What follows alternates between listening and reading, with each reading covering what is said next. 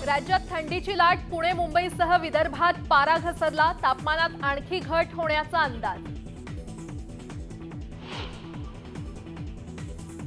सांगलीत ऊस दरासंदर्भात आज बैठकीत तोडगा निघतो का याकडे लक्ष।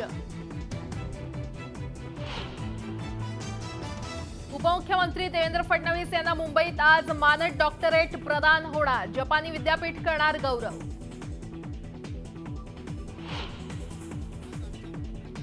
माझं पुण्यावर प्रेम, पण पुण्यातून लोकसभा निवडणूक लढणार नाही, उपमुख्यमंत्री देवेंद्र फडणवीस यांची स्पष्टोक्ती। राजकारणात कसलेले नटसम्राट, नेते मंडळी ही नटसम्राटांना मागे पडतील, राजकारणातील सत्ता नाट्यावरून अजित पवारांची टिप्पणी। वंचित बहुजन आघाडीची आज नागपुरात बैठक, लोकसभेबाबत रणनीती ठरणार। काँग्रेसचे माजी आमदार सुनील केदार यांच्या जामीन अर्जावर आज सुनावणी, 150 कोटींच्या घोटाळा प्रकरणात सुनील केदार अटकेत।